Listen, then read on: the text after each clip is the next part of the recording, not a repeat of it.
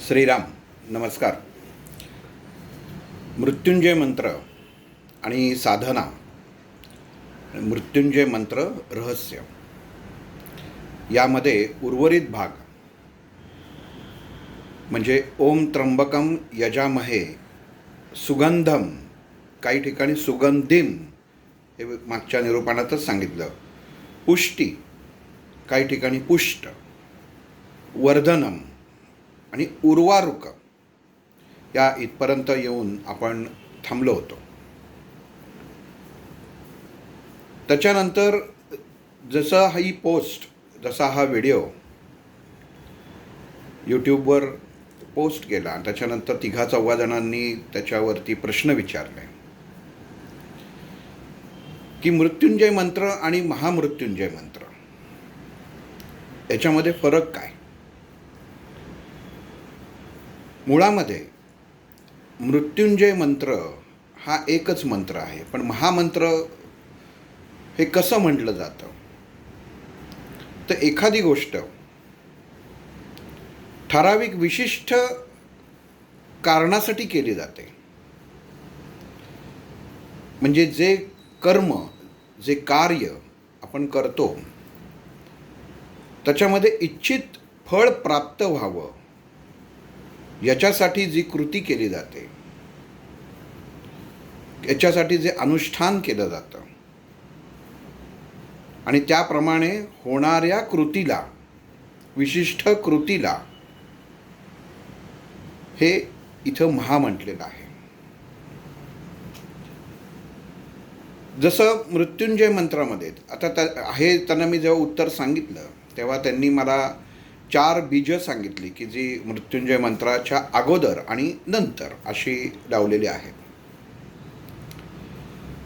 पण मुळामध्ये ही बीजं का लावली गेली आहेत, याचा अर्थ काय आणि त्याचं उच्चारण सर्वसाधारण मंत्रजप करताना व्हावं का, हे महत्त्वाचं असतं.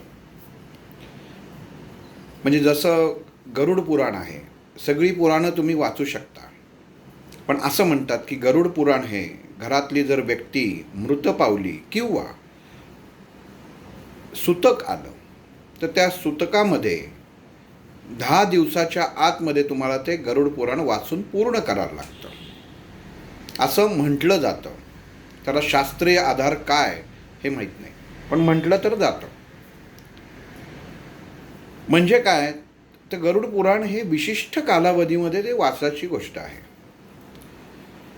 इतर वेळी तुम्ही ते वाचू शकत नाही, किंवा वाचलं तरी त्याच्यातनं उत्पन्न होणारी कंपनं मनुष्य जीवनावरती, मनुष्याच्या वैचारिकतेवरती परिणाम करत असतील म्हणून ते वाचलं जात नसेल. तसं जिथं विशिष्ट मंत्र असतात, ज्या मंत्रांमध्ये सुरुवातीला बीजमंत्र हे अग्नितत्व, वायुतत्व, जलतत्व, पृथ्वीतत्व आणि आकाशतत्व ह्या पंचतत्वांना धरून, ह्या पंचतत्वांच्या आधारी, ह्या पंचतत्वांमधल्या जे तत्व आपल्याला त्या गोष्टी पूर्ण करण्यासाठी पाहिजेत त्या तत्वाची बीजाक्षरं वापरून तो मंत्र पूर्ण केला जातो किंवा त्याची सुरुवात केली जाते. आता इथं अजून एक गोष्ट अशी आहे की ज्या बीज अक्षरांनी सुरुवात केली जाते विशिष्ट मंत्राला, मृत्युंजय मंत्र सुरुवात कुठनं होते, ओम त्र्यंबकम इथनंच सुरुवात होते. पण जी बीजाक्षरं आहेत सुरुवातीची, तर ती महामृत्युंजय मंत्र म्हणताना म्हणजे विशिष्ट कारण, मी रोजच्या साधनेसाठी म्हणतोय तर तुम्हाला ओम त्र्यंबकमपासूनच सुरुवात करायला पाहिजे. पण घरातली कोणी व्यक्ती आजारी आहे, एखादा शरीरातला अवयव हा दुर्बल आहे, तर त्या दुर्बल अवयवाला गती आणण्यासाठी, त्याच्यामध्ये शक्तीची निर्मिती होण्यासाठी, त्याच्यामध्ये तेज उत्पन्न होण्यासाठी ह्या बीजांचा वापर केला जातो. पण गंमत अशी आहे की ही बीजं वापरताना त्याचं जर तुम्हाला माहिती नसेल, त्याचा जर उच्चार माहिती नसेल तर ती बीजं व्यवस्थित काम करत नाहीत आणि ती तुमच्यावरती उलटतात. सोप्या भाषेमध्ये जर सांगायचं झालं तर एखाद्या माणसाला रोग झाला आणि त्यांनी जर स्वतःच्या मनाने औषधं आणली, म्हणजे औषध त्याला कळलं की अमुक तापासाठी हे औषध घेतात, पण त्यात जे औषध, जी गोळी तो घेणार आहे, त्या गोळीची स्वतःच्या शरीरावरती होणारे परिणाम किंवा त्याची किती मात्रा घ्यायची हे जर चिकित्सालयांनी किंवा डॉक्टरांनी, वैद्यांनी जर सांगितलं नसेल आणि ह्यांनी जर मनाने घेतलं, तर त्या औषधाचा शरीरावरती योग्य तो परिणाम होत नाही. आणि जर त्याच्यामध्ये घेण्यात चूक झाली तर शरीरात त्याच्यावरती विपरीत परिणाम होतो. आणि कमी जरी झालं तरी विपरीत परिणामच होतो, कारण गुण येत नाही. म्हणजेच काय, तर योग्यता, योग्य मूल्यमापन हे असणं खूप गरजेचं आहे. मग बीजाक्षरामध्ये कधीही आपण एखादं पुस्तक वाचतो, एखाद्या मासिकात येतं, एखाद्या पेपरमध्ये येतं की अमुक अमुक हा बीजमंत्र आहे. मग तो कोणाचाही, कुठल्याही देवतेचा असो, जर त्याच्यामध्ये बीजाक्षरं असतील, मागच्या वेळी सांगितलं, आणि सगळ्यात सोपं सांगतो की बीजाक्षरं ओळखायची कशी. जशी प्रधान बीजाक्षरं जी आहेत ना, ती ओळखायला अतिशय सोपी पद्धत आहे. ज्या अक्षरावरती, म्हणजे आता सध्या आपण उदाहरणार्थ र घेऊ, तर र वरती जर अनुस्वार असेल तर त्याचा उच्चार रम असा होतो. तर रम हे बीजाक्षर झालं. म्हणजे ओळखायला तुम्हाला म्हणजे कुठलं अक्षराचे बीजाक्षर आहे हे कसं मी ओळखू, तर हे तुम्हाला ओळखण्यासाठी सोपी खूण आहे की त्या अक्षरावरती अनुस्वार असतो किंवा ते अक्षर दीर्घ असतं. जसं शब्द रस्व असतो तसं दीर्घ शब्द पण असतात. ते दीर्घ असतो आणि त्या दीर्घ अक्षरावरनं आपल्याला हे महाबीज आहे हे लक्षात घ्यायला पाहिजे. मुख्य बीज म्हणण्यापेक्षा शास्त्रीय शब्द महाबीज असा त्याचा उल्लेख केला तर तो जास्त योग्य ठरेल. मग मृत्युंजय मंत्रामध्ये जिथं आपण येऊन उर्वारुक इथं येऊन थांबलो, पण आता एखादी असं धरून चालू की विशिष्ट कारणासाठी मला हा मंत्र म्हणायचा आहे, तर मग ती बीजाक्षरं घ्यायची का.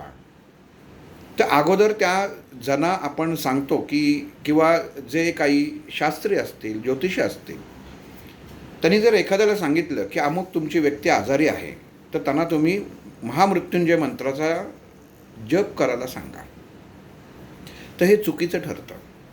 त्याचं कारण असं की ज्या देहाला यातना आहेत, त्या देहाला काय यातना आहेत हे पहिलं लक्षात येणं गरजेचं आहे.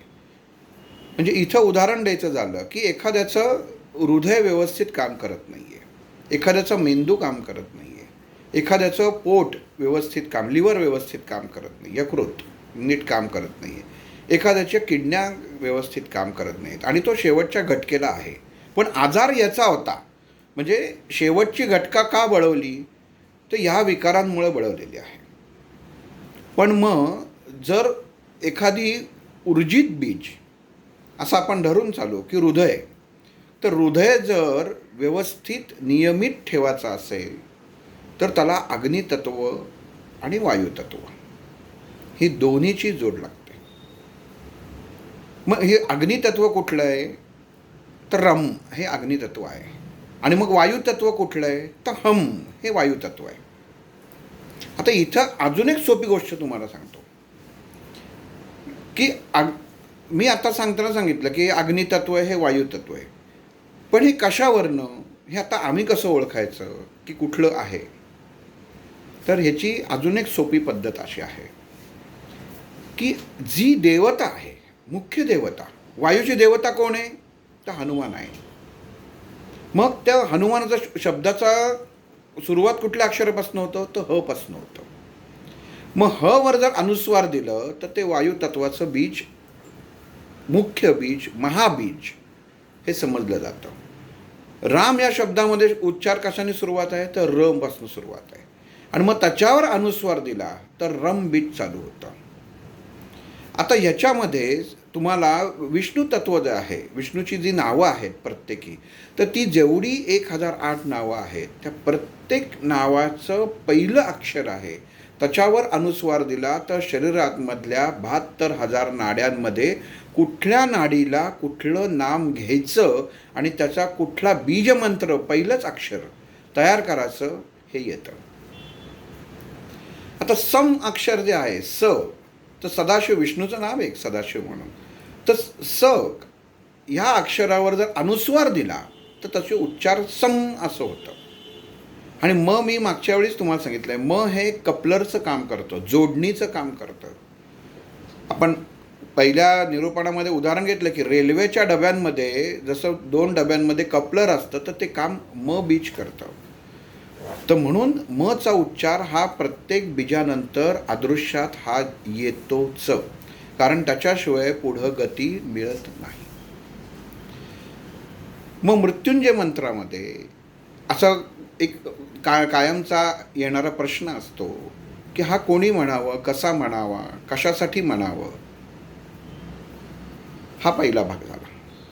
दुसरा की जो आत्ता बोलताना अर्धवट राहिला, की एखाद्या ज्योतिषांना, एखाद्याने वैद्यानी किंवा एखाद्या माहितीकारांनी सांगितलं की अमुक अमुक तुम्हाला महामंत्र तुम्ही म्हणा, तर त्याला तुमचं सांगण्याचं काम आहे की अमुक अमुक व्यक्ती जी हॉस्पिटलमध्ये ॲडमिट आहे किंवा घरी वृद्ध अवस्थेत आहे, तिला झालेलं शेवटचं दुखणं कुठलं, म्हणजे काय होतं आहे. आता जर एखादी व्यक्तीला काही दुखणंच नसेल आणि तिची वृद्ध अवस्था असेल तर ते पृथ्वी तत्त्व जागृत होतं, कारण त्या व्यक्तीच्या शरीरामध्ये असलेली सर्व 5 तत्वामधली 4ही तत्व ही योग्य तऱ्हेने काम करत असतात, म्हणून तिचा एकही अवयव निकामी नसतो. पण पृथ्वी तत्व म्हणजे स्थिरता ही लाभत नाही, म्हणून तिच्या मनामध्ये, त्या व्यक्तीच्या मनामध्ये अस्वस्थता निर्माण होते. काही काही जणांचा इतके देह जीर्ण होतो पण जीव काही सुटत नाही. त्याचं कारण काय, तर पृथ्वी तत्व केवळ एकच तत्व जागृत असतं आणि ते बिघडतं, पण बाकीची जी 4 तत्व जी आहेत ही नियंत्रित असतात. मग ह्याच्यासाठी कुठला शब्द, बीजमंत्रामधला कुठला शब्द उच्चारला पाहिजे, तर हे सांगायचं काम तो मंत्र जे सांगतात किंवा जे ज्योतिष सांगतात हे त्यांचं काम आहे, की अमुक शब्द तुला उच्चार करताना कुठल्या शब्दावरती जोर द्यायचा आहे. तो जोर दिल्यानंतरच ते चैतन्य, ती शक्ती त्या देहामध्ये जागृत होणार आहे. म्हणजे जसं नाव आपण हाक मारतो तीच व्यक्ती जसा आपल्याला परत प्रतिसाद देते, रिस्पॉन्स देते, तसंच शरीरामधल्या प्रत्येक अवयवावर, नाड्यांवरती, आपल्या मेंदूवरती, सर्व इंद्रियांवरती विशिष्ट बीज मंत्रांची बीज अक्षरं ही लिहिलेली आहेत. आणि जर कोणाला तसं बघायचं असेल की कुठं कशी लिहिलेली आहे, तर त्यांनी आपल्या पुण्यामध्ये जंगली महाराज रोडला जंगली महाराजांचं मंदिर आहे आणि तिथं जंगली महाराजांचा जो फोटो आहे त्या फोटोवरती या खुणा लिहिलेल्या आहेत, तर तिथे जाऊन तुम्ही बघू शकता. हा झाला एक भाग. दुसरा भाग की म्हणजे ज्यांनी मंत्र आणि वेद हे सगळं जे लिहिलेलं आहे हे यांनी इतकी मनुष्याला, सर्वसाधारण मनुष्याला सहजतेने कसा वापर करता येईल की चूक, कारण मनुष्य आला की चूक ही आलीच. म्हणून त्यांनी काय केलं की प्रत्येक बीजमंत्राच्या अगोदर ओम लिहिला. आकार, उकार, मकार. ज्ञानेश्वर माऊलींनी काय सांगितलं आहे, अकारो ब्रह्मा, उकारो विष्णू आणि मकारे महेश. म्हणजे उत्पत्ती, स्थिती, लय ह्या 3 अवस्था मनुष्याला ज्या प्राप्त आहेत, जो या 3 अवस्था घेऊन मनुष्य जगत असतो, तो श्वास घेत असतो, त्या अवस्थेमध्ये जे बीज कमी जास्त होतं ते ही 3 बीज एकमेकांमध्ये संवाद साधून शरीराचा समतोलपणा, पुढं निर्माण होणाऱ्या मंत्राचा समतोलपणा राखतात. म्हणून ओमला का म्हटलं आहे, राजा म्हटलेलं आहे. मंत्रांचा राजा कोण आहे, तो ओम. सुरुवातच ओमपासूनच सुरुवात होते. अ, उ आणि म. ही 3 अक्षरांपासून सुरुवात होते. म्हणून कुठलाही मंत्र याची सुरुवात होताना ओमपासूनच होते. त्याचं कारण असं, मंत्र म्हणताना जर इकडं तिकडं जर काही झालं तर हा ओम याच्यातला आकार उकार मकार ती ऊर्जा नियंत्रित करतो. म्हणून ओम महत्त्वाचा. आता हा ओम म्हणताना आपल्याला माहिती आहे मृत्युंजय मंत्र हा केवळ अशा गैरसमज आहे की मेलेल्या माणसांना मुक्त होण्यासाठी म्हणतात, तर तसं नाही आहे. जीवनामध्ये जीवन कसं जगावं, मंत्राचा जर अर्थ बघितला तर जीवनामध्ये जीवन कसं जगावं आणि मनुष्य अमर होण्यासाठी जे जगत असतो. प्रत्येकजण काय धडपड करत असतो की माझा श्वास कसा वाचेल, मी जिवंत कसा राहील. आर्थिक भौतिक गोष्टींनी कमी जास्त झालं तरी चालेल, पण सगळ्यात घाबरतो कुठं तर जीवाला घाबरतो. मग तो कसा राहील, त्याचं व्यवस्थापन कसं होईल, फक्त याच्या पाठीमागं मनुष्य कायम असतो. मग मृत्युंजय मंत्र हा ह्याच्यासाठीच म्हणायचा. आपण जे ग्रुपवर रोज म्हणतो की पहिल्यांदा 45 मिनटं मृत्युंजय मंत्र म्हणावं, तर का म्हणायचा, तर शरीर आपल्याला तयार करायचं आहे. आणि ते एकदा शरीर तयार झालं की मग तुम्ही त्याच्यामध्ये काहीही पेरू शकता. ते सहजगत्या त्या देहामध्ये कुठलाही मंत्र असो हा फलद्रूप व्हायला क्षणभरसुद्धा वेळ लागत नाही. त्याचं कारण असं की मुक्त करणारा आणि जीवन देणारा दोन्हीही उपयोग केवळ आणि केवळ ह्या मृत्युंजय मंत्रामध्ये आहेत. मृत्युंजय म्हणजे काय, मृत्यूवर जय मिळवणारा. म्हणजे काय, तो वाचणारा पण आणि मोकळा होणारा पण. की मनुष्याला देह सोडताना सुद्धा काही वेळा यातना होतात आणि त्याला देह सोडत असतं पण सुटत नाही. मग तेव्हासुद्धा याचा तुम्हाला उच्चार करायला लागतो, या मंत्राचा आधार घ्यायला लागतो. तसंच जीवन जगताना, सर्वसामान्य जीवन जगताना शरीरामध्ये स्वतःमध्ये जर प्रगती व्हावी असेल, आपल्याला वाटत असेल की आपला देह हा तयार व्हावा, देहामधल्या असलेल्या 72,000 नाड्या ह्यात व्यवस्थित कार्यान्वित असाव्या आणि त्या कार्यान्वित असण्यासाठी त्याला लागणारी ऊर्जा ह्या मृत्युंजय मंत्राच्या प्रत्येक शब्दाच्या उच्चारातनं होते. 33 शब्द येतात. म्हणजे वशिष्ठ ऋषींनी रामाना जेव्हा ह्या मंत्राबद्दल सांगितलं तेव्हा त्यांनी सांगितलं की हा मंत्र म्हणजे जेव्हा एखादा मनुष्य किंवा जपतो तेव्हा 33 कोटी देवांना आवाहन केल्यासारखं आहे. याचा दाखला आहे.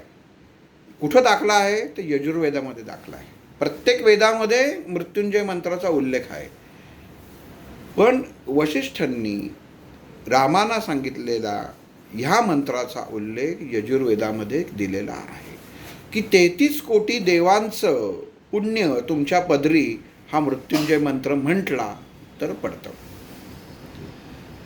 फक्त त्याचा जो उच्चार आहे हा मात्र तुमचा चुकता कामा नये, एवढं निश्चित आहे.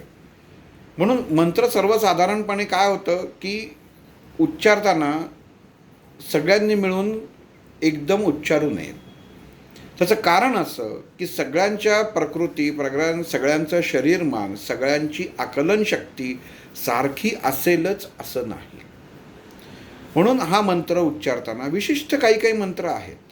त्याच्यामध्ये सगळ्यात प्रथम जो आहे हा मृत्युंजय मंत्र येतो, दुसरा गायत्री मंत्र येतो, तिसरा नरसिंहाचा मंत्र येतो, चौथा जो मंत्र येतो तो ध्रुपदाचा मंत्र येतो, पाचवा जो मंत्र येतो तो शंकराचाच आहे. पण शंकराचा कुठला आहे, तर आदिशक्ती आणि शंकर यांचा जो मंत्र आहे.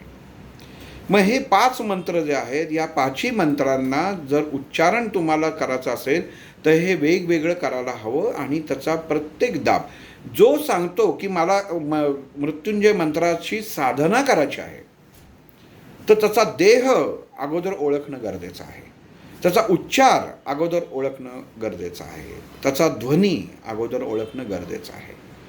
त्याच्या प्रत्येक मनुष्याच्या शरीरामध्ये उत्पन्न होणारा भ्रामरी हा सगळ्यात राजाचं काम करतो. ओम याचा उच्चार जर तुम्ही आता एक उदाहरण म्हणून दाखवतो फक्त, की मृत्युंजय मंत्र म्हणताना की जसं आपण ओम त्र्यंबकम पासून सुरुवात करतो, तर आपण बीज मंत्रांनी काय केलं होतं, त्रम बम मम कम असं त्याच्यामध्ये बीजमंत्राने त्याचा उच्चार, त्र्यंबकमचा उच्चार केला होता. पण त्याचं म्हणजे जसं आपण म्हणतो की एखाद्या कथेचा सारांश खाली लिहिलेला असतो 2 ओळीमध्ये, मग तसं ह्या बीजामध्ये तो शब्द काय लिहिलेला आहे हा लपलेला असतो. पण ह्याचा अभ्यासच करावा लागतो की त्रममध्ये जर लिहिलं त्याच्यावर अनुस्वार, त्र शब्दावरती अनुस्वार आहे. त्र म्हणजे काय तर 3, आणि अनुस्वार म्हणजे काय मी आत्ताच सांगितलं. अनुस्वार म्हणजे जिवंत प्राणाचं, तेजाचं हे प्रतीक आहे.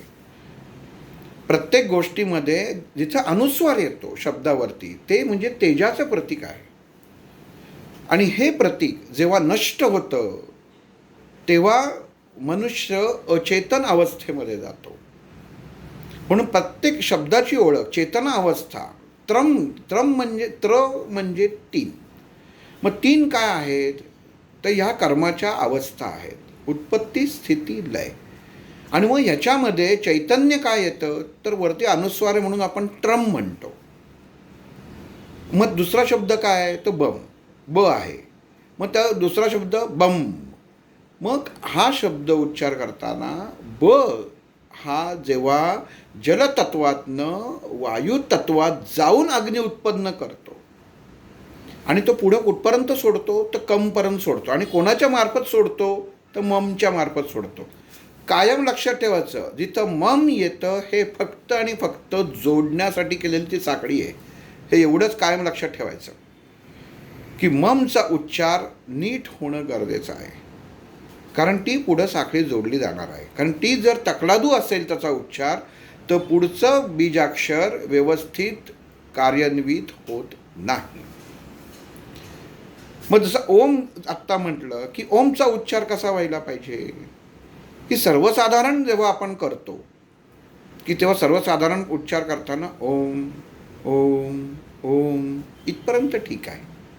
या सर्वसाधारण ह्याच्यामध्ये काहीच नाही, इथनं कुठल्याही प्रकारची तेज उत्पन्न होणार नाही आहे, ना कुठली वाईट कंपन उत्पन्न होणार नाही आहे. म्हणजे थोडक्यात म्हणजे काय की 0 अंशावरती याचा उच्चार आहे. ओम ओम ओम.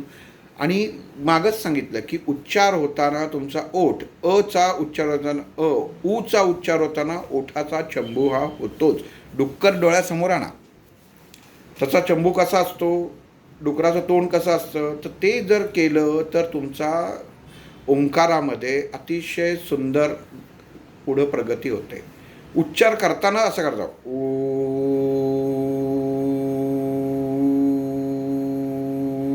तोंड पुढं घ्यायला लागतं. आणि मग साधा आत्ता कसं सांगितलं ओंकार ओम ओम ओम, ही जेव्हा तुम्ही साध्या ओंकारामध्ये उच्चार कराल तर जेव्हा तो म उच्चारला जातो म्हणजे म जिथं अदृश्य होतो तिथं शेवटचा ठोका जो आहे तो बरोबर कानाच्या पाळीला येऊन धडकतो. न कळत भ्रामरी उत्पन्न होते. हा त्या बीजाचा गुणच आहे की न कळत उत्पन्न होणं. पसरव एखाद्या अत्तराचा सुगंध पासर तुम्ही मारलात की तो दुसरीकडे शिंपडायला जायला लागत नाही. एका ठिकाणी जर लावलं तर त्याचा वास सगळीकडे जातो. तसं ओम नुसता शब्द उच्चारला तरी मचा शेवट हा कानाच्या या पाळीपाशी येऊन थांबतो. हा साधा उच्चार झाला. पण याचं दीर्घ करायचं झाला की मला आता हा साधनेसाठी करायचा आहे, तर मग आपण कुठली साधना करतो, ती देवता काय. नाही आम्ही जनरल करतो, आम्हाला कुठली साधना वगैरे करायची गरज नाही, पण काहीतरी प्राप्त व्हावं तर याच्यासाठी कसा उच्चार हवा. म्हणून मग त्याचा उच्चार हे करताना फक्त अ आकार उकार आणि मकार त्यातला म उच्चाराचाच नाही, फक्तच ओ उच्चाराचा. ओ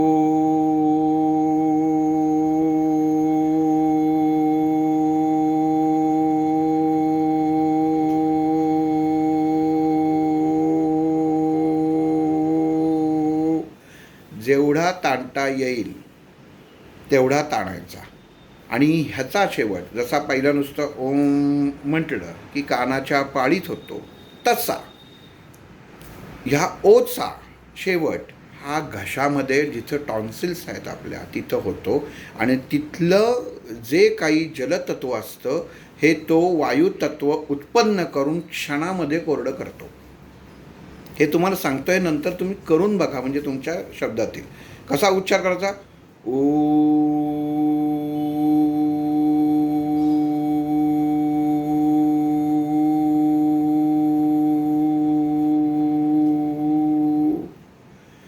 आणि इथं जर तुम्ही बघितलं तर तुमच्या जबड्यामध्ये जीभ ही अशा आकाराने येऊन जबड्याच्या खाली आणि दातांच्या वरती मध्ये बरोबर शांतपणे असते. आता जीभ कधी शांत राहत नाही, वळवळत असते, पण इथं तिला ते शांतत्व, स्थिरत्व लाभतं.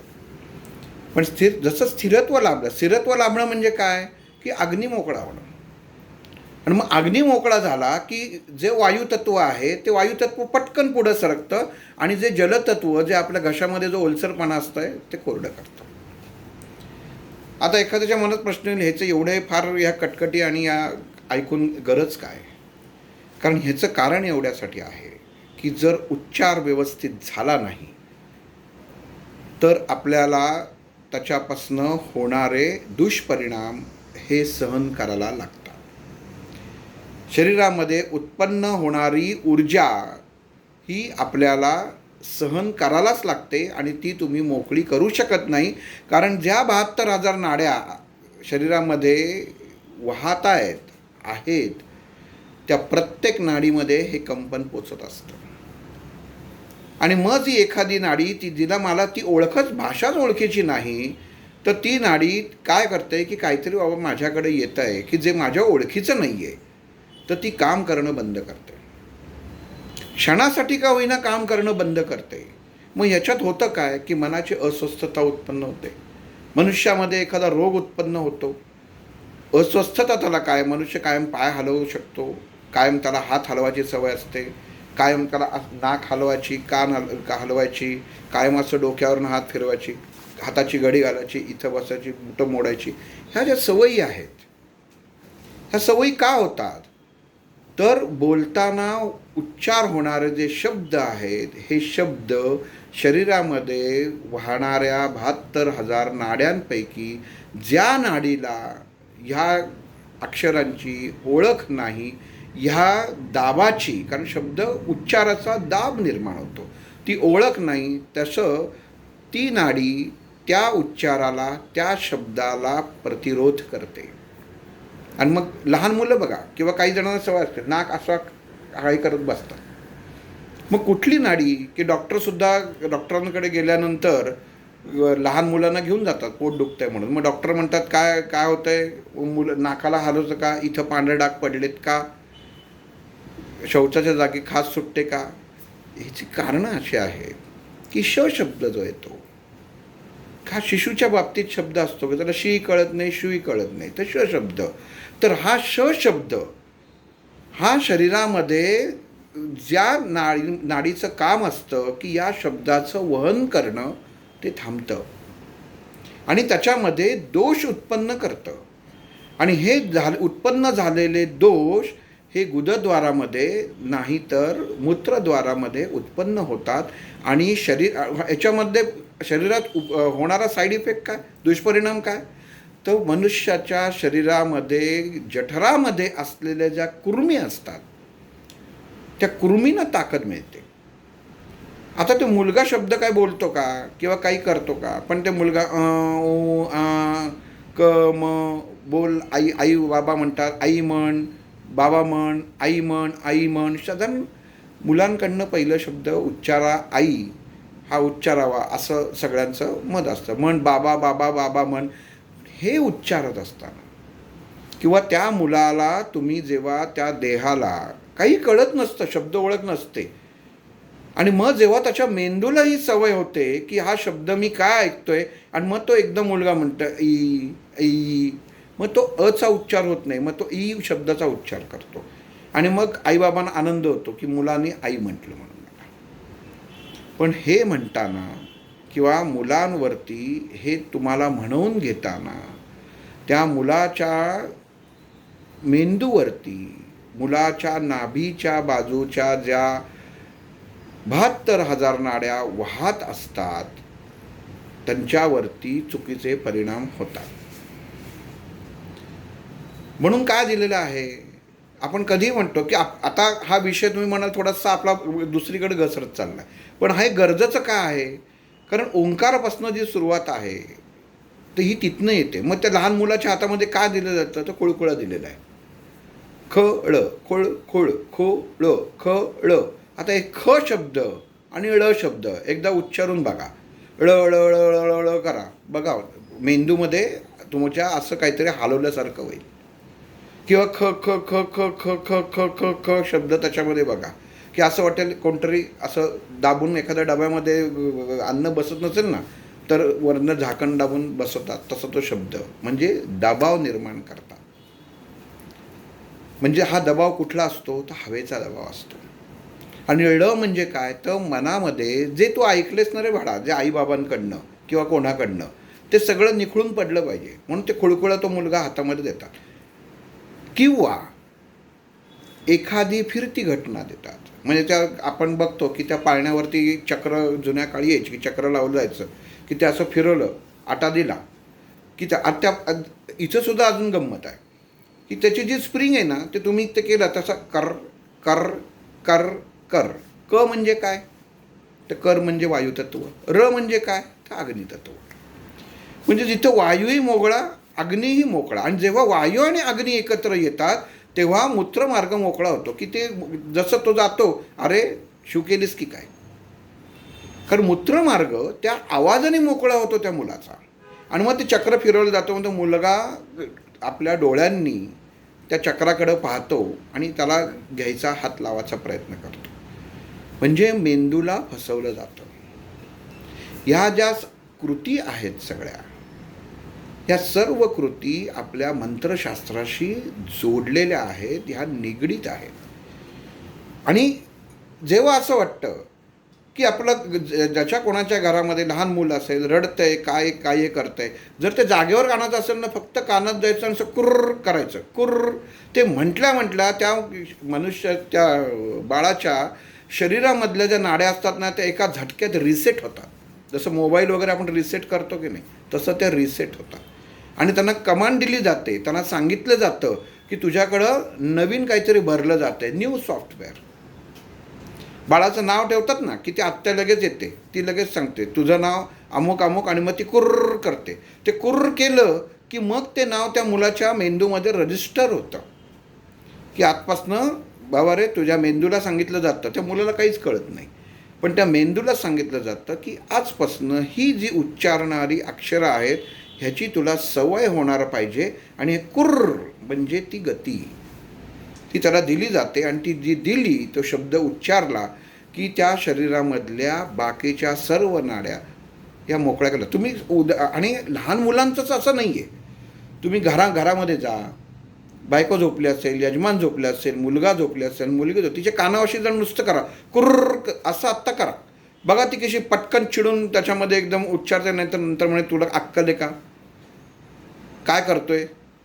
त्याचं कारण असं की ज्या विचारांमध्ये, ज्या दृष्टिकोनातनं जो मेंदू अगोदर काम करत असतो तो एका क्षणामध्ये रिसेट होतो, म्हणजे मोकळा होतो. आणि जिथं शेतकऱ्यांमध्ये सुद्धा जेव्हा ते पाखरं येत असतात तेव्हा ती गोफण फिरवतात, कर्र कर्र कर्र असं त्याच्यामध्ये करतात. किंवा एखादी तमाशीचा जो फड जात असतो त्याच्यामध्ये ते असतात, कर कर कर कर कर कर कर कर ते वाजवतात. ते त्याचा जो आवाज येतो तो कर कर कर कर कर कर येतो, की त्या मेंढरांना बरोबर त्याच्यामध्ये आहे, ती इकडं तिकडं जात नाहीत. त्या मेंढरांच्या मनामध्ये, त्यांच्या मेंदूमध्ये जर विचार उत्पन्न झाला की तिकडं काहीतरी गवत दिसतंय तर ते तिकडं जातील, म्हणून ते कर कर कर कर करतं की लगेच ते परत आहे तिथंच असतं, इकडं तिकडं होत नाही त्याचं. म्हणजेच काय सांगायचं, या सर्व गोष्टी सांगायचं तात्पर्य काय, की प्रत्येक शब्द हा शरीरावरती कुठला तरी प्रकारचा भार उत्पन्न करत असतो, परिणाम करत असतो. मग इथं तर आपण मृत्युंजय मंत्र म्हणतो आहे, म्हणजे फक्त मृत्युंजय मंत्र म्हणा आणि मग तुमचं काम होईल, तर तसं नाही आहे. तुम्हाला कशासाठी म्हणायचं आहे, कारण काय? खिशामध्ये 10,000 रुपये घेऊन जायचे, पण काहीतरी कारण असल्याशिवाय सर्वसामान्य माणूस खिशात 10,000 रुपये घेऊन जाईल का? मग व्यवसायासाठी जाईल, काहीतरी त्याला खरेदी करायचं असेल जाईल. मग काही माणसं म्हणतील नाही हो, काही इमर्जन्सी लागली तर माझ्या खिशात पैसे असलेले बरं. म्हणजे काय, तर विशिष्ट कारणासाठी तुम्ही ती कृती करत असता. तसं मंत्रशास्त्रामध्ये, या ठराविक मंत्रांमध्ये तुमचा प्रत्येक शब्द हा तुमच्या शरीरावरती परिणाम करत असतो. नुसता मंत्राचा अर्थ आणि मंत्राचं त्याच्यामध्ये असं आहे की अमुक अमुक गोष्टीसाठी हा मंत्र वापरतात, तर तसं नाही आहे. त्याचा शब्दाचा उच्चार आणि दाब, आणि हा तुम्हाला जे गुरु तुमच्याकडनं मंत्रोच्चार, त्या गुरुलाच माहिती असतं की आपला देह काय आहे. ते आपण ओळखू शकत नाही. नुसतं मला अमुक त्रास होतो तमुक त्रास होतो म्हणून असा देह नाही. त्या प्रत्येक देहामधली ऊर्जा ही तो गुरु जे मंत्र समोरच्याला देतात, त्या समोरच्या देहामधलं किती ऊर्जा आहे हे अगोदर स्वतः मूल्यमापन करतात, आणि मग त्याप्रमाणे ह्याला काय द्यायचं, कुठलं अक्षर यांनी उच्चार केला की मग त्याला उपयोग होणार आहे हे ठरवलं जातं. आणि मगच नंतरच तो मंत्र, ते अक्षर त्या देहावरती अमृताप्रमाणे, एखाद्या ब्रह्मअस्त्राप्रमाणे 100% काम करतं. फक्त ते अक्षर, तो उच्चार आणि वेळ, कुठल्याही वेळेला कुठलंही त्याच्यामध्ये उच्चार करून चालत नाही. त्याची वेळ ठरलेली आहे. कारण देवता आहेत. प्रत्येक देवता कधीही आलं आपल्या घरामध्ये, कधी आपण दुपारी झोपल्यानंतर माणसं आली तर आपणही म्हणतो भलं मी झोपत नाही पण ही यायची वेळ आहे का, आपण असं म्हणतो. मग त्यात देवता आहेत, आणि देवता आहे, आणि कुठलीही देवता ही अग्नीशी निगडीत असते. अग्निदेवता आहेत या. मग त्या अग्निदेवताचा ठराविक काळ हा दिलेला असतो. मग तो कुठं मिळू शकतो, तर तुम्हाला पंचांगात मिळू शकतो. अशी कितीतरी पुस्तकं बाजारात आहेत, आणि मंत्रशास्त्रावरती भाव्यांचं एक पुस्तक आहे, अगदी खोलामध्ये नाही आहे पण काही उपयोग निश्चित येईल एवढं त्याच्यावरती अभ्यास करायला तुम्हाला पुरेसं नक्कीच होतं. पण एखाद्या मंत्राचं उच्चारण करण्यासाठी, स्वीकृत होण्यासाठी, तो मंत्र जपण्यासाठी नाही, जपण्यासाठी, जपून ठेवायचा आहे आणि मग जपायचं आहे.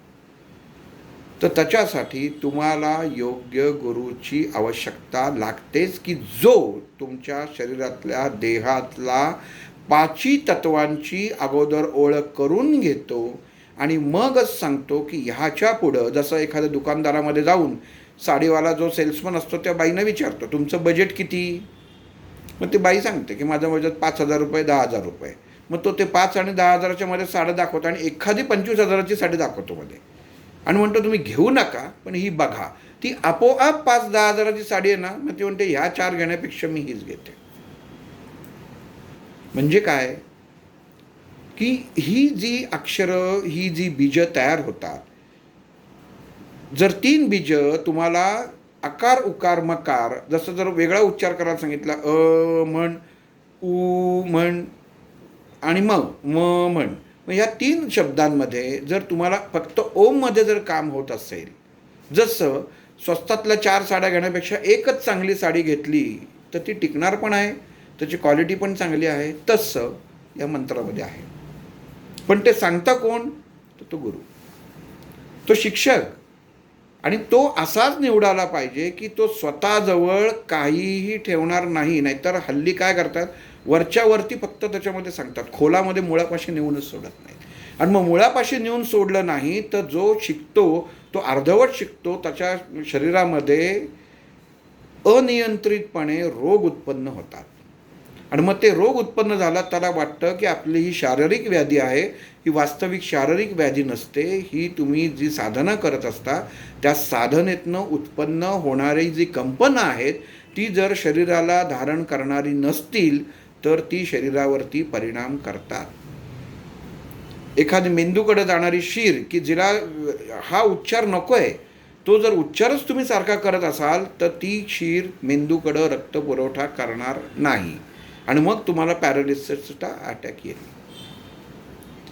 पण मग पॅरालिसिसचा अटॅक आल्यानंतर तो नीट करण्यासाठी काय, तर मग ती जी नाडी आहे, ती जी तिथनं रक्तवाहिनी वाहते, तो जो भाग आहे, तो जो प्रभाग आहे, तर याला कुठला शब्द उच्चारला की तेवढ्याच भागावरती परिणाम होणार आहे, हे याचं मूल्यमापन अथर्ववेदामध्ये केलेलं आहे. अथर्ववेद कशासाठी? हा मंत्रशास्त्रासाठीच आहे. या चारही वेदांमध्ये अथर्ववेद हा वेगळा केलेला आहे की जो मंत्रशास्त्राशीच निगडीत आहे आणि त्याचा स्वामीच ओम आहे. म्हणजे कुठल्याही मंत्राची सुरुवात ओमपासून. मग ओम जर झाला, जर ओम तुम्हाला नीट जमला, तर आपलं पहिलं नाव काय आहे तर हे बघायचं. आज आता माझं नाव हेमंत आहे. हेमंत आहे म्हटल्यानंतर एखादा म्हणणार हो का, मग तुमची रास कुठली आहे, कर काय, मग तुम्ही जलतत्वाचा आहात, तर नाही. पण माझं नाव हेमंत आहे. मगाशीच सांगितलं की जे अक्षर तुमचं असतं त्याच्यावर जर तुम्ही अनुस्वार लावलात तर ते तुमच्या देहाचं बीजाक्षर असतं. म्हणून नावंसुद्धा ठेवताना का ठेवली जातात नक्षत्रांवरनं, की अमुकच अक्षराचं नाव या देहाला ठेवा हे का सांगितलं जातं, कारण हा जन्मताच मनुष्याला दिलेला औषधाचा उतारा आहे की तुला काही करायची गरज नाही आहे. तुझ्या नावातलं पहिलं अक्षर आहे, त्याच्यावर तू फक्त अनुस्वार लाव, तुझा देह योग्य होणार आहे. मग जसं माझं नाव हेमंत आहे, त्याच्यातला ह अक्षर घेतलं आणि त्याच्यावर जर अनुस्वार लावला तर याचा अर्थ हे निश्चित होतं की मला उत्पन्न होणारे रोग जे आहेत हे वायुतत्वाचे रोग आहेत. शरीरामध्ये अग्नी कमी होतो.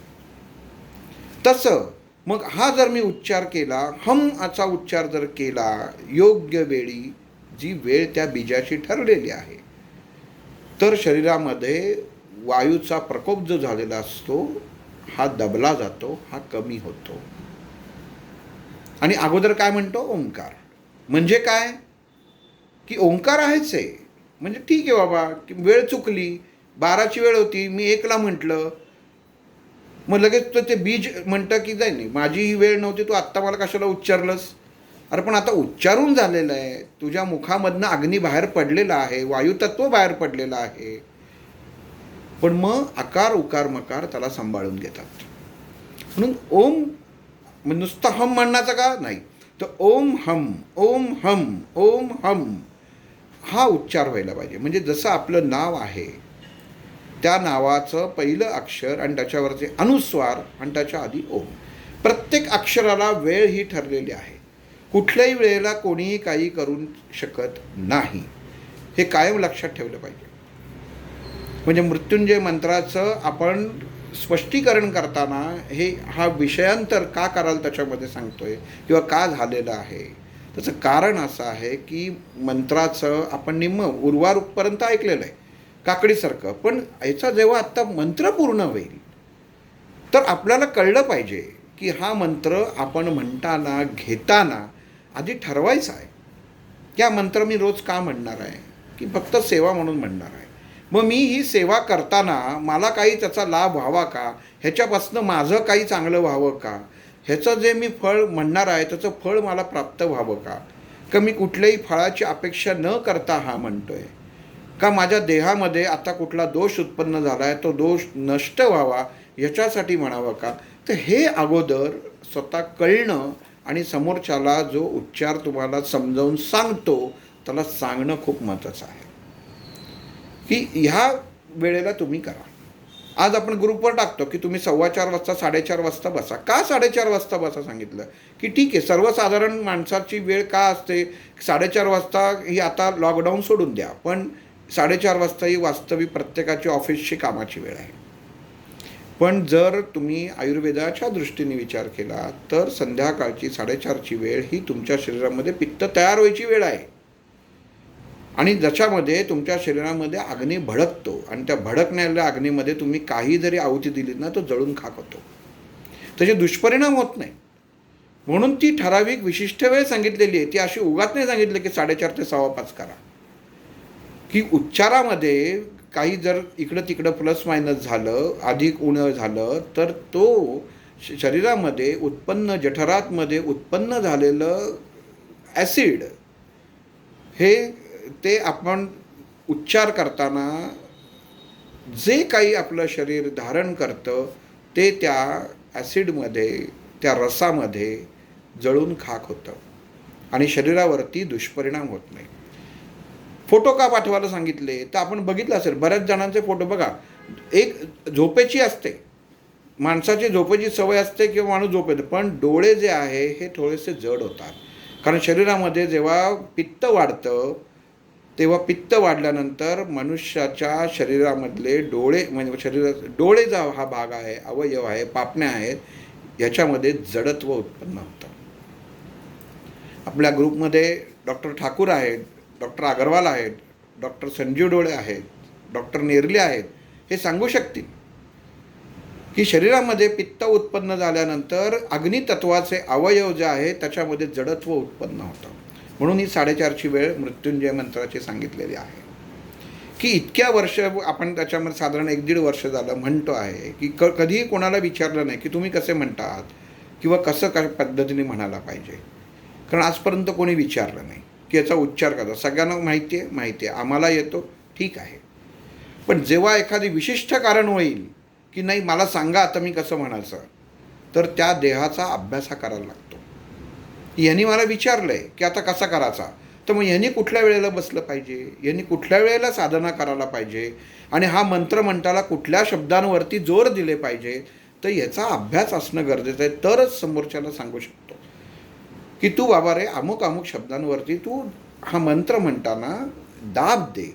तिथं जर दाब दिलास तर त्याचाच फायदा तुझ्या देहावरती, तुझ्या शरीरावरती कर्मानुसार ओम हा शब्द जेव्हा उच्चारला जातो तेव्हा उत्पत्ती, स्थिती, लय, आकार, उकार, मकार हे जे आपल्या देहामध्ये धारण झालेले असतात ते त्याची गती आपल्या शरीरामध्ये तळपायापासून मेंदूपर्यंत रक्तवाहिन्यांद्वारे जे वाहत असतात त्याच्यामध्ये एक नियंत्रित ऊर्जा, नियंत्रित ताकद, नियंत्रित शक्ती ही निर्माण होते. म्हणून विशिष्ट उच्चार हे खूप गरजेचे आहेत आणि हे तुम्हाला करताना तुम्हाला कोणाकडनं तरी ते शिकायलाच लागतात. सगळ्यांना मिळून उच्चार होत नाहीत, कारण प्रत्येकाचं, कुठल्या वर्गातल्या सगळ्या विद्यार्थ्यांना सारखे गुण मिळतात का? की ठीक आहे 2 विद्यार्थी अतिशय घनिष्ठ मित्र आहेत तरी त्यांच्या मार्कांमध्ये फरक असतात. अगदी कॉपी करून पास झाल्या तरी दोघांच्या मार्कांमध्ये फरक असतो. का असतो? कारण आकलनता, आणि आकलन झाल्यानंतर त्याला परत जे आपण प्रतिकार करतो त्याची जी शक्ती असते, त्याची जी ताकद असते ही वेगवेगळी असते. म्हणून जरी सगळ्यांनी केलं तरी कधी सामूहिक त्याच्यामध्ये काही ठराविक प्रार्थना ठरलेल्या आहेत तेवढ्या तुम्ही सामूहिक करू शकता. पण विशिष्ट मंत्र, आता गायत्री उपासना करतात, बरेच जण गायत्रीचा जप करतात. गायत्री मंत्राची उपासना ही वेगळं झालं आणि गायत्रीचा जप करणं हा वेगळं झालं. कारण जपामध्ये तुम्हाला शब्दांचा उच्चार कमी जास्त झालेला चालतो, कारण तो होतच नाही तेवढा. जप म्हणताना आता स्वामींचा जप केला, स्वामी समर्थ, स्वामी समर्थ, स्वामी समर्थ, स्वामी, पण त्याच माणसानं सांगितलं की अरे जरा तू शब्दावर जबाब दे, स्वामी समर्थ, स्वामी समर्थ, तर तो म्हणेन नको, मी आपला ज्याच्यामध्ये आहे त्याच्यात बरा. म्हणजे काय आहे? विशिष्टता आणि समानता ह्या 2 गोष्टीमध्ये येतात. जप तुम्ही करा, त्याच्यामध्ये तुम्हाला नियम नाहीत, पण मंत्राची साधना करा, तोच आहे. मृत्युंजय मंत्र असो किंवा गायत्री मंत्र असो, जेव्हा ती मंत्र साधना होते तेव्हा मात्र तुम्हाला शब्दांच्या बलावरती लक्ष केंद्रित हे करायलाच लागतं. मग इथं जेव्हा आपण मागच्या भागामध्ये पाहिलं की गायत्री मंत्रावरती आपण शब्दांचा उच्चार कसा केलेला होता की ओम त्र्यंबं मम कम यजामहे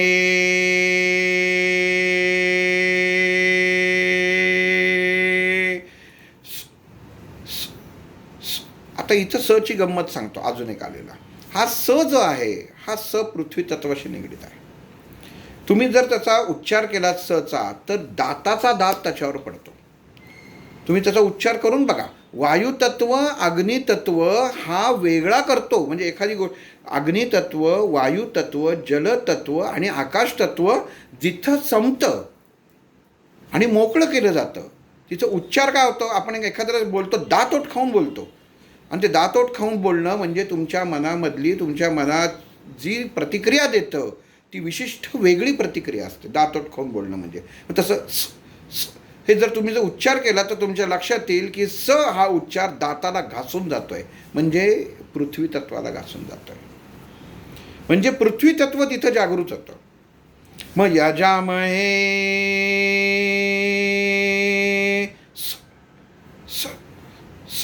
गंधी पुष्टी वर्धनम.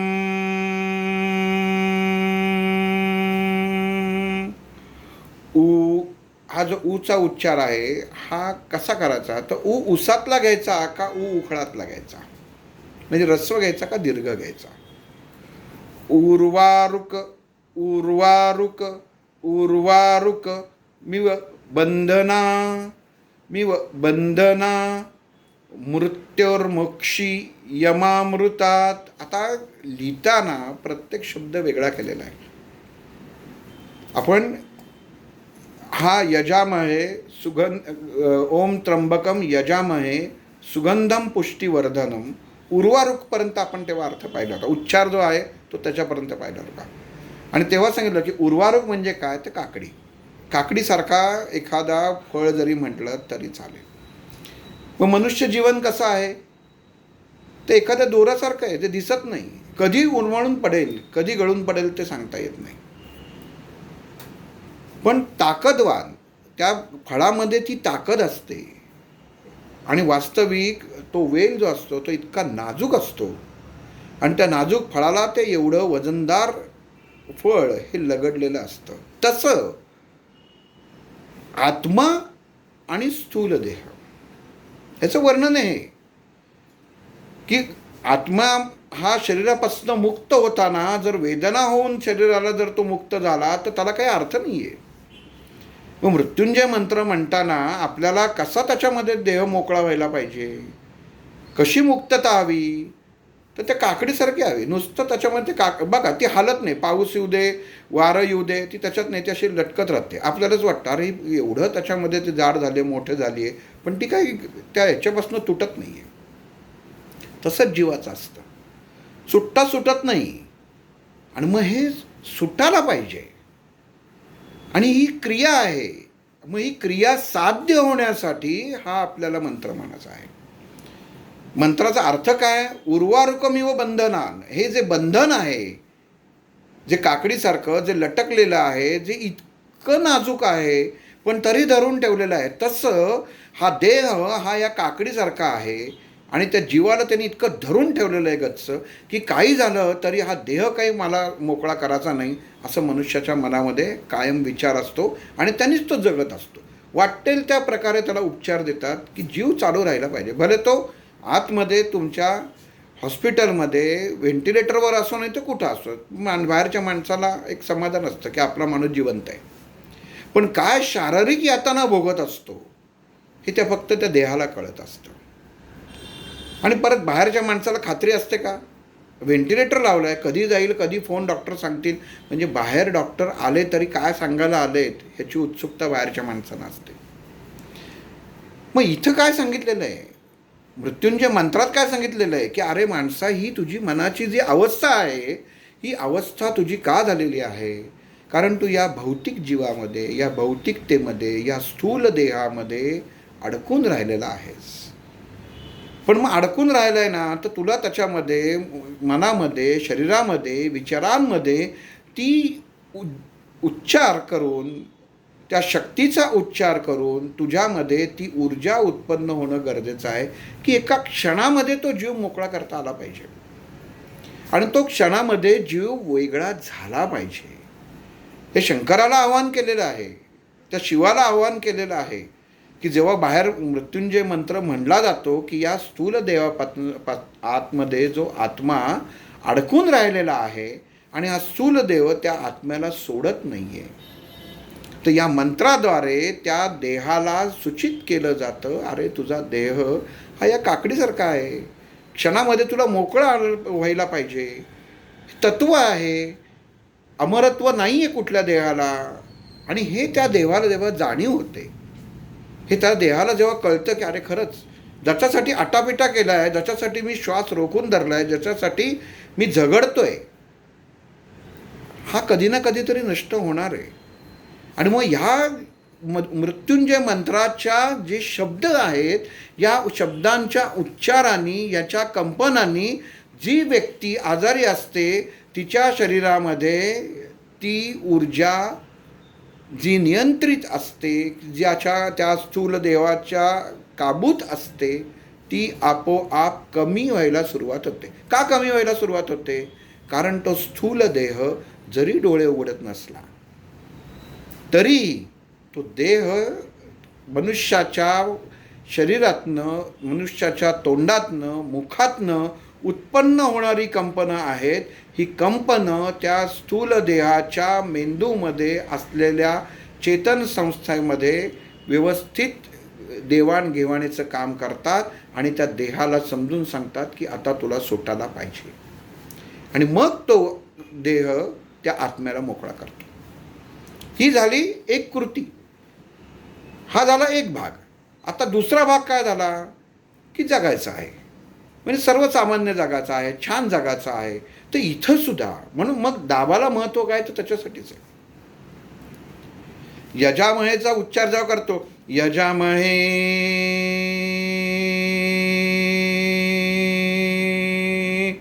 हा याच्यामध्ये जेव्हा तुम्ही भ्रामरीमध्ये जाता, म्हणजे एखाद्या माणसाला तुम्हाला व्यवस्थित ठेवायचं असेल, त्याला आजारपणातनं उठवायचं असेल, हे सारखं आजारपणाचं उदाहरण का देतोय?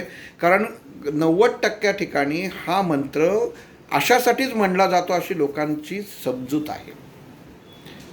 सर्वसामान्य आपल्या शरीरामधल्या देहामधले इंद्रिय अवयव, दश इंद्रिय ही व्यवस्थित निरोगी कार्यान्वित राहावी म्हणून हा मंत्र म्हणावा, ह्याच्यासाठी साधना करणारे फार थोडेच आहेत. मला काहीतरी प्राप्त व्हावं त्याशिवायपासून का कळतच नाही लोकांना की हा मृत्युंजय मंत्र मी का म्हणतोय, मला काय साध्य करायचं आहे की नाही. यांनी सांगितलं म्हणा मी म्हणतो, एवढंच होतं. पण आपल्या देहाला काय पाहिजे?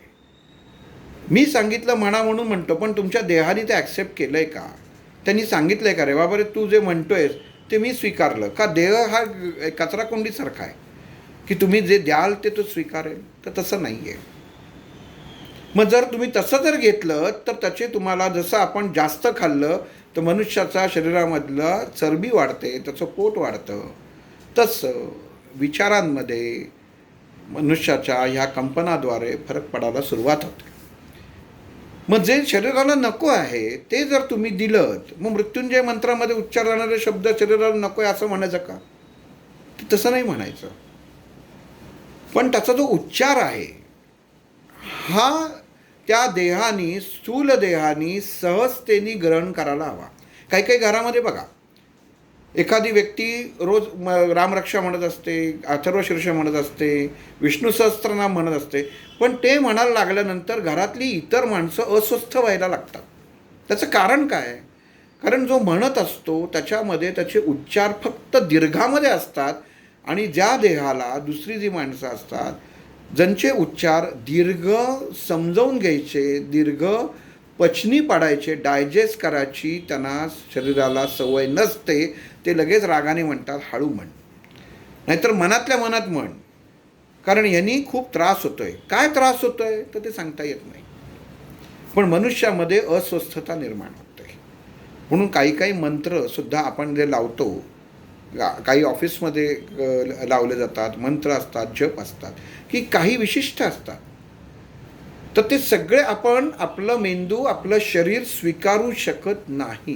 कारण त्याच्यामध्ये आपल्या शरीराला जो हवा आहे तो विशिष्ट दाब नसतो, म्हणून आपल्या शरीरामधल्या या नाड्या ते स्वीकारू शकत नाही. मग हे स्वीकारलं नाही तर ते तुम्हाला सांगणारच की हे नकोच आहे म्हणून. मग सांगायचं काम कोण करतं? लगेच मेंदू स्वीकारत होते की हे नाही आहे, हे माझं काम नाही आहे, हे माझ्या मी जे मूल्यमापन तुझ्या शरीराचं करतो त्याच्यामध्ये हे काही बसणारं नाही आहे. की लगेच ते तोंडाला सांगतोय ते बोलून टाक की लगेच ती कृती होते. ही दिसताना बोलताना वास्तविकपणे खूप सहज वाटतं, पण मुळामध्ये ह्या कृती सर्वसामान्य जीवनामध्ये, रोजच्या जीवनामध्ये या घडत असतात.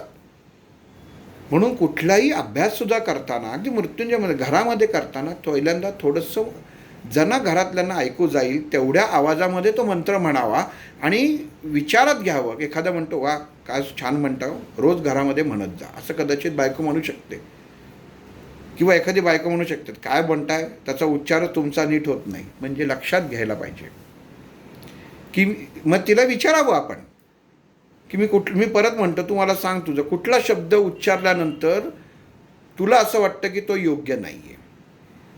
आणि मग तो शब्द आल्यावर म्हणतो थांबा, ह्याचा उच्चार तुम्हाला येत नाही, तुम्हाला त्रचा उच्चारच नीट करता येत नाही. मग हे लक्षात घ्यायचं की त्र या शब्दापासनं उत्पन्न होणारी कंपनं त्या समोरच्या देहाला सहन होत नाही. मग लगेच जर तुम्ही तिला म्हटलात ना की आता उच्चार आपण असं गेला ओम त्र्यंबकम ओम त्र्यंबकम, मग ते म्हणलं की नाही हा त्रचा उच्चार काही बरोबर नाही आहे. आणि मग जर तुम्ही म्हटलात मग आपण असं म्हणू, हा भ्रामरीमध्ये घेऊ, ओम त्रम, लगेच ती म्हणते वा वा छान. आपण त्या मंदिरात गेलो होतो ना, ते पण असंच म्हणत होते.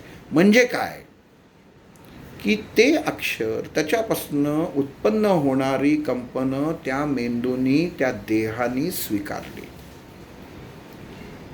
मग जेव्हा आपण महादेवाची, शिवाची आराधना, साधना करायला बसतो, त्या साधनेमध्ये ते शिवतत्व जागृत होण्यासाठी आपल्याला काय करायला पाहिजे, त्याचा उच्चार आपण करून बघायचा. आपलं शरीरच, आपलं मनच आपल्याला सांगत असतं की तुझा उच्चार नीट होत नाही आहे, काहीतरी चुकतं आहे. ही जी आपण बसाची मागच्या भागात सांगितलं की बसाला बैठक कशी हवी, दर्भासनाची हवी, त्याच्यामध्ये कापड हवं, हे का सांगितलं? कारण शरीरामध्ये ऊर्जा उत्पन्न होतच असते उच्चार केल्यावरती. मग ती कुठेतरी जाऊन नियंत्रित व्हायला पाहिजे ना, नको ती गोष्ट पण त्याच्यामध्ये व्हायला पाहिजे. घर बांधताना अगोदर ड्रेनेज लाईन पहिली बांधली जाते, घरात साठलेली घाण जाणार कुठं, त्याची सोय पहिली केली जाते. मग हे लक्षात घ्यायला पाहिजे की शरीरामध्ये उत्पन्न होणारी जी ऊर्जा आहे ही मोकळी कशी होईल ह्याचा अभ्यास पहिल्यांदा करणं गरजेचं आहे. मग इथं देहामध्ये उर्वारुकमिव बंधना जेव्हा सांगितलेल्या मंत्राच्या अर्थामध्ये, तर ती सांगितलेलं की मनुष्याचं जीवन हे कायम विचार करताना जेव्हा मृत्युंजय मंत्र म्हणाला, साधनेला आपण बसतो, तर त्या मंत्राचा अर्थ काय हा आचरण आपण करतो का हे आपण लक्षात घेतलं पाहिजे. की आपल्या काही काळासाठी कोणाला त्या मंत्र उच्चाराचा उच्चार करायची वेळ येऊ नये. तो मंत्राचा अर्थ काय हा तुमच्या देहाने, तुमच्या मनाने एकदा स्वीकारला की तुम्हाला ती स्थिती उत्पन्न व्हायची तुम्हाला गरज लागतच नाही. कारण त्या मंत्रातलं रहस्य जेव्हा तुम्हाला कळतं तेव्हा तुमचा देह, तुमचं मन, तुमचे विचार त्याप्रमाणे तयार झालेले असतात. मग मंत्र म्हणताना ती शब्दाचा जोड काय द्यायचा, उर्वारुकमिव बंधना मृत्युर्मुक्षी यमामृतात. कुठलाही देह हा अमरत्वाकडे जातो, पण नुसताच जातो, तो पडणारच आहे. ही देहाला खात्री जेव्हा तुम्ही देता तेव्हा श्वास वाढतात, ज्याला आपण विल पॉवर म्हणतो किंवा पॉझिटिव्ह एनर्जी म्हणतो. मृत्यू येणार आहे हे माहिती आहे, सैनिकाला माहिती असतं रणांगणामध्ये एक तर तो मारणार आहे किंवा मी मारणार हे त्याला माहिती असतं, म्हणून तो जात नाही का, तो जातो. पण मग त्याची वैचारिकता काय असते, तो पॉझिटिव्ह विचारांनी, धनभारित विचारांनी ते युद्धावर जातो. मग जेव्हा जातं तेव्हा शरीर ते सहज स्वीकारतो आणि त्याच्यावरती जय मिळवता येतो. मग जय मिळवणं म्हणजे काय की मृत्यूवर जय कोणाला मिळवता आला आहे का, तर कोणालाच आलेलं नाही आहे. हे मनुष्यांनी पहिल्यांदा सहजपणे लक्षात घेतलं पाहिजे. म्हणजे अपेक्षा पहिली बाजूला करायला पाहिजे. मृत्युंजय मंत्र म्हणतो ना, तर अपेक्षा नको. माझ्या देहाला सहजतेने कसं वास्तव करता येईल, माझा देह सहजतेने कसा राहील, याच्यासाठी मंत्रोच्चार कसा हवा, आणि या देहामध्ये ज्या नाड्या 72,000 नाड्या आहेत त्यासुद्धा व्यवस्थित कशा राहतील, याच्यासाठी मला कसा उच्चार व्हावा, कसा हवा, याचा फक्त अभ्यास करायचा आहे. आणि त्याचबरोबर ह्या मंत्राचा अर्थ काय हा समजून एकदा तुम्ही घेतलात, एकदा तुमच्या मनामध्ये तो बिंबवलात, की मग तुम्हाला मंत्र फलद्रूप व्हायला काही अवघड जात नाही. आणि कुठलाही मंत्र दुसऱ्यांनी आपल्यासाठी म्हणावा ही वेळ कधीही येता कामा नये, कुठलाही मंत्र असो. कारण त्या मंत्राची ताकद जर आपल्याला माहीत झाली तर एका नुसत्या उच्चाराने, आता जसं हा आत्ता म्हटलं की ओम यजामहे सुगंधम पुष्टिवर्धनम उर्वारुक, मग ह्या काकडीचाच त्याच्यामध्ये उल्लेख त्यांनी केलेला आहे की असा देह की जो खाली कधी पडेल हे सांगता येत नाही. काकडी काय आहे, काकडी वर जाते का तर नाही जात, ती खालीच लोंबकळलेली असते. तसा हा देह या सूक्ष्म धाग्याला कायम लटकत असतो, म्हणून मंत्रामध्ये याचा उच्चार केला आहे. उर्वारिक मी व बंधना, हे जे बंधन आहे, हे जे खाली मी लोंबकळतो आहे आणि हे जे बंधन आहे हे कधीच तरी कुठल्याही क्षणी तुटेल आणि मी ते हसत स्वीकारीन, ही मनुष्याची मानसिक तयारी झाली पाहिजे. आणि ह्या मंत्राचा अर्थ हाच आहे की हे देहा आतमध्ये आजारी आहे, त्याला एक अर्थानं अरे जर ही काकडी आहे, हा जो देह आहे एवढ्याशा सूक्ष्म धाग्याला तरंगलेला आहे, आणि जर लिहिलेलं आहे, शास्त्रात सांगितलेलं आहे, या मंत्रात सांगितलेलं आहे की हा देह सुटणारच आहे, तर तू एवढा आटापिटा कशासाठी करतोयस, असं या मंत्राद्वारे जो बाहेर बसून म्हणत असतो ना आपल्यासाठी, त्याचा अर्थ असा होतो की बाहेरचा जेव्हा त्याला सांगतो आणि त्याचे जे उच्चार जेव्हा आतमध्ये झोपलेल्याला, ज्याला या कदाचित काही वेळा मंत्राची अकाढा माहीत नसतं, पण प्रत्येक अक्षराची ओळख ही आपल्या मेंदूला असतेच. आणि मग त्याला त्या चेतन संस्थेला, त्या चेतासंस्थेला सांगितलं जातं, बाबा रे तू आता मोकळा हो. इतकं सोपं गणित या मंत्रामध्ये त्यांनी सांगितलेलं आहे की याच्यातनं मोकळं होणं गरज आहे. आणि मृत्यू मोक्ष यमामृतात, य शब्द तिथं लिहिताना वेगळा वापरलेला आहे, मामृतात असं त्याच्यामध्ये लिहिलेलं आहे. कुठलंही जीवन हे कुठलंही अमृतमय नाही. शिवाला भेटणं, शिवाची भेट होणं, भेट का म्हणतो आहे, कारण पुनरपि जननम पुनरपि मरणम, मग त्याची भेट होणं, त्यातनं देहातनं मुक्त होणं, हा सृष्टीचा, हा निसर्गाचा नियम आहे. मग आता हा उच्चार करताना, आता मोकळा करताना, आपण मागच्या वेळी त्याच्यामध्ये यजामहे इथपर्यंत त्याच्यामध्ये केलं की हे अगदी तुम्ही वरती आकाशापर्यंत नेला, आकाश तत्वापर्यंत नेलात तो, कारण ब्राह्मणीतनं आकाश तत्वापर्यंत तुम्ही गेलात त्याच्यामध्ये, आणि मग परत सचा उच्चार झाला. आता हा जो सगळा मंत्र आहे ना, ओम त्र्यंबकम यजामहे सुगंधम पुष्टिवर्धनम उर्वारुकमिव बंधना मृत्युर्मुक्षी यमामृतात, हा जो मंत्र आहे ना, ही पहिली 5, जसं म्हणतात की महामृत्युंजय मंत्रामध्ये बीज कुठली, म्हणजे सुरुवात करताना कसं करावा, मला हा मंत्र म्हणायचाच नाही आहे. जसं त्र्यंबकम अक्षर जर उच्चाराचं नसेल आणि बीजाक्षरांमध्ये त्रंबम ममकम हे झालं म्हणजे त्र्यंबकम, तसं ह्या जपामध्ये जर पहिली जी अक्षरं आहेत ओम, रौम, ह्याच्यामध्ये रौम हा बीज वापरलेला आहे. हा जर एखादा शब्द रौम लिहिलेला आहे तर त्याचा उच्चार र पासनं करतात आणि ह पासनं त्याच्यामध्ये याचा की उच्चार काय करतात, रौम म्हणून करतात. म्हणून हे इथंच मनुष्याची चूक होते. का हा बीजमंत्र म्हणताना, मृत्युंजय मंत्र म्हणताना ही पहिली बीज का लिहित नाही? खरं वास्तविकपणे त्याचा उच्चार रौम आहे, पहिला शब्द ह आहे, रौम नाही आहे. उच्चार करताना रौम होतं, र पहिला येतो आणि मग त्याचं गणित चुकतं. पहिला ह यायला पाहिजे आणि मग यायला पाहिजे ह र आणि ह अधिक र अधिक ओम, असा उच्चार त्याच्यामध्ये दिलेला आहे. म्हणजे ओम बघा, ओम म्हणजे काय, उत्पत्ती स्थिती आहे, लय, ह्या तिन्ही अवस्था आहेत.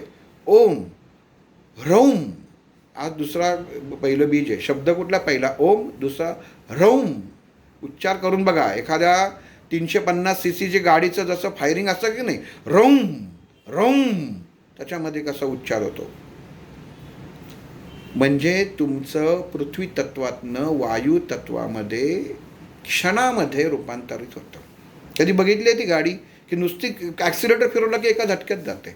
पृथ्वी तत्वावर असते, स्थिरत्वावर असते, पण ॲक्सिलेटर फिरवला रुम रुम किती एका सेकंदात स्पीड गाठते.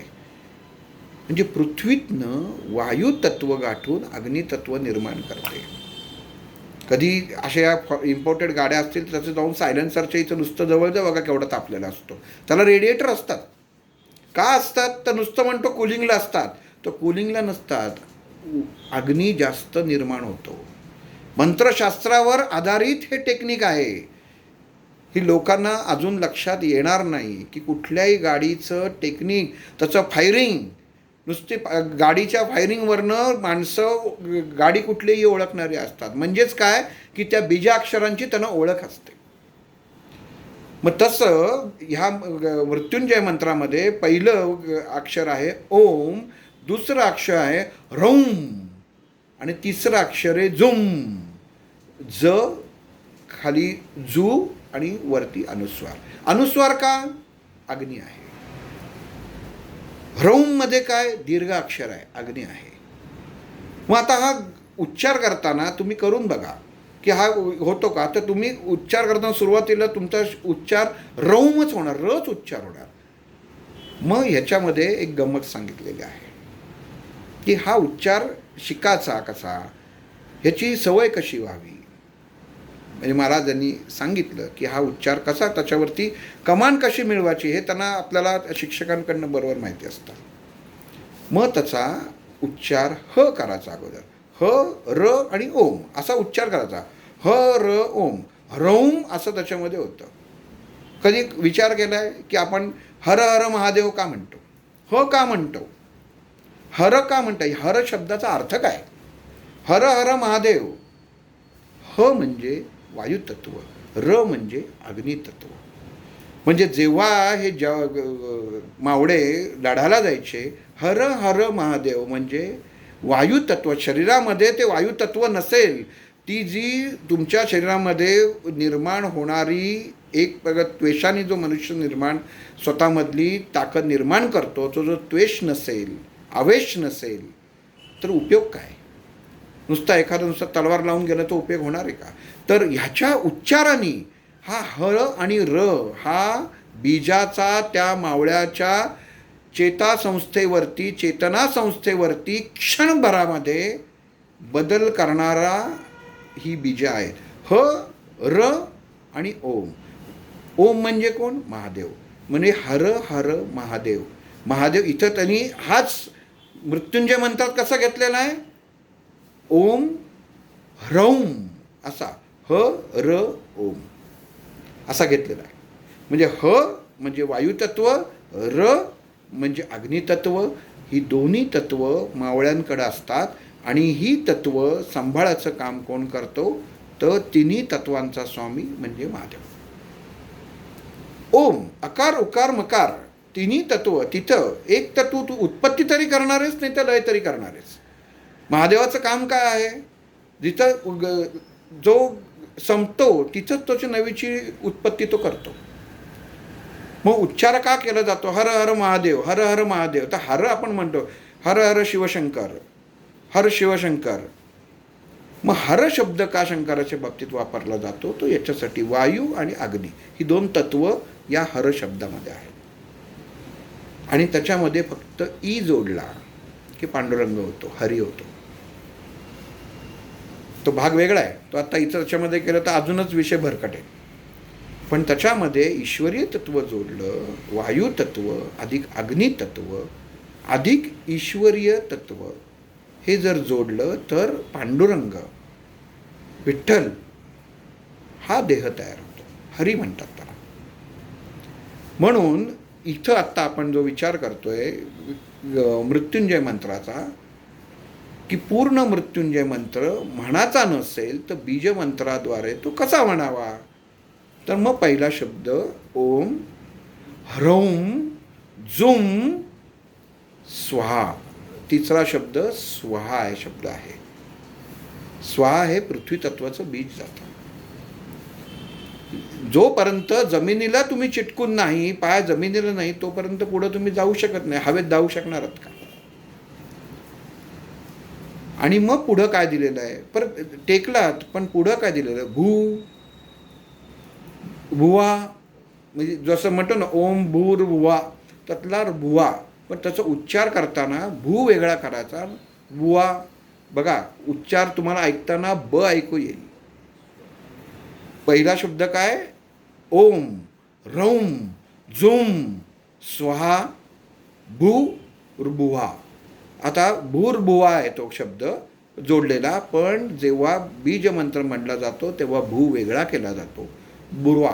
मग त्याचा नुसता उच्चार केला तर ब हा अदृश्य उत्पन्न होतो. मग काय, परत पहिल्यापासून सांगतो. ओम, रौम, उच्चार रौमचा करताना रौम असा होत नाही. रौम तुम्ही सौम्य याच्यामध्ये उच्चार केला की रच होणार. तुम्हाला दीर्घातच करायला पाहिजे, तुमच्या कंठामध्ये. त्याचं स्थान कुठे? तर कंठामध्ये.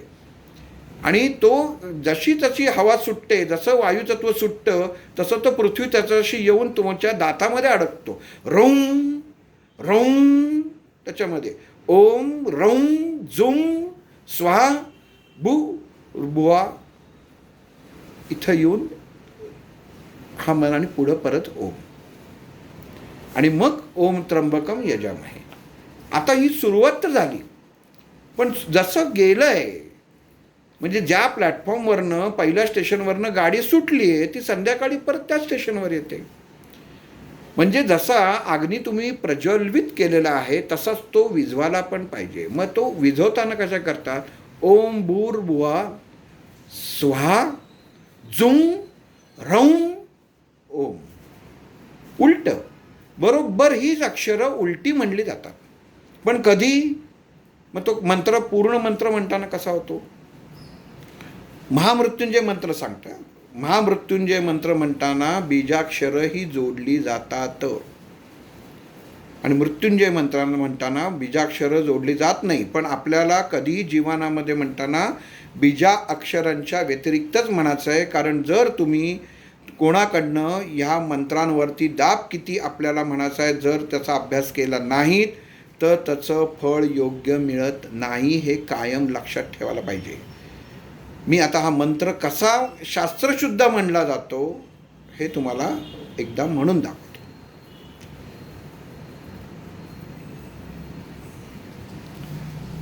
ओम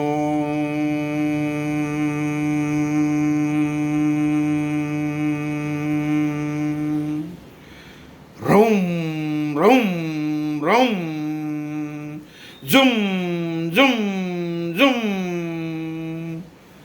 स्वाहा, स्वाहा, स्वाहा, भूर्भुवा, भूर्भुवा, भूर्भुवा. इथे एक सेकंद थांबतो. हा जो शब्द आत्ता जो उच्चार केला, जर कधी कोणी शंख वाजवला, आणि शंखाची जिचं शेवट ना शंख वाजवताना, तेव्हा हा स्वर त्याच्यात मिळतो. भूर्भुवा असं तो शंख वाजतो त्याच्यामध्ये. आणि नंतर ओम. ओम रौम झुम स्वाहा ओम त्र्यंबकम यजामहे सुगंधिं पुष्टिवर्धनम् उर्वारुकमिव बंधना मृत्युर्मुक्षीयमामृतात् ओम स्वाहा ओम भूर्भुवा स्वाहा जुम रौम ओम स्वाहा.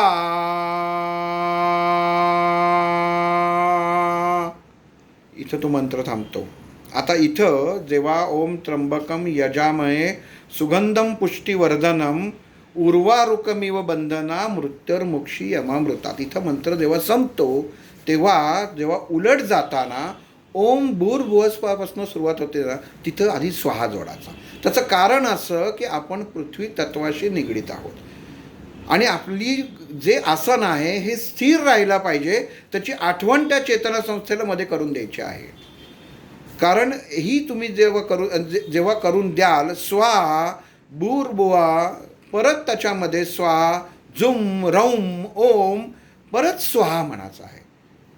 म्हणजे ज्या जमिनीवरनं, ज्या पृथ्वी तत्वावरनं तुम्ही ही साधना चालू केलेली आहे, जो अग्नितत्व जागृत केलेला आहे, त्याच तत्वाला तुम्ही परत पृथ्वी तत्वाशी एकरूप केलेलं आहे असा त्याचा अर्थ होतो.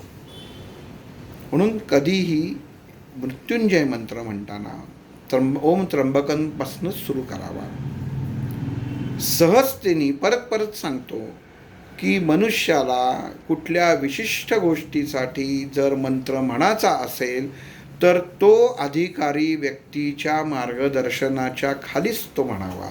अन्यथा आपल्याला सरळ भाषा जशी जमत असेल तसा म्हणावा, पण त्याचा विशिष्ट गोष्टीसाठी उपयोग होत नाही.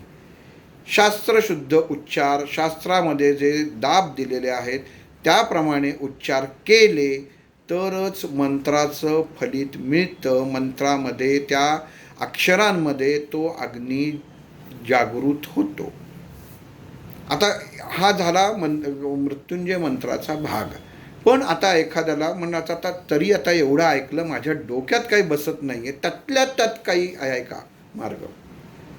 तर बघा, म्हणजे आपल्या वेदांमध्ये, अथर्व वेदांमध्ये ऋषींनी इतकी सोय करून ठेवलेली आहे. त्यांनी 2च बीजं दिलेली आहेत. ही 2 बीजं, ज्यांना मनुष्य आजारी आहे त्याला तो व्यवस्थित व्हावा असं जर वाटत असेल तर त्यांनी रौमचा उच्चार करायचा. फक्त रौम. रौम, तिथं ओम लावायचा नाही, हे लक्षात घ्या. ज्याला हा मंत्रच म्हणायचा नाही आहे, काहीच करायचं नाही आहे, पण मला ह्या मंत्राचं फलप्राप्त्यर्थ मात्र निश्चित व्हावं, तर त्यांनी योग्य दाबाने, एवढा दाब तरी तुम्हाला एका अक्षराचा शिकला पाहिजे, ते तुम्हाला सांगू शकतात. अगदी तुमचे घरातले येणारे गुरुजीसुद्धा त्यांना विचारलं तरी सांगू शकतात, कारण त्यांना शास्त्राची जाण असते, शब्दांची, उच्चारांची जाण असते. तर उच्चार जो आहे, परत एकदा सांगतो की जर एखाद्याची तब्येत, स्वतःचं देह हा व्यवस्थित राहावा असं वाटत असेल तर स्वतःच्या शरीरामध्ये नियंत्रित अग्नी पाहिजे तेवढाच अग्नी उत्पन्न व्हावा असं जर वाटत असेल तर फक्त रौम या शब्दाचा उच्चार करायचा. पण तो असाच झाला पाहिजे, रौम रौम रौम. तो र होता, रौम रौम रौम होता का? तुम्ही जेव्हा रौम रौम केला तर तुम्हाला तो ग्रीप कंठातनं तुम्ही दातापर्यंत पोचू शकत नाही. जर असं झालं तर समजायचा आपला उच्चार चुकला.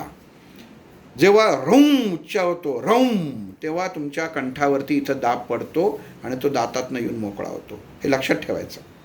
हा एक भाग झाला. आणि जेव्हा वाटतं की एखादी व्यक्ती जावी, मोकळी व्हावी, तिने देह आता मोकळा व्हावा, तो आत्म्याने देहाला मोकळं करावं, तर तेव्हा नुसतं जुम जुम जुम एवढाच उच्चार करावा.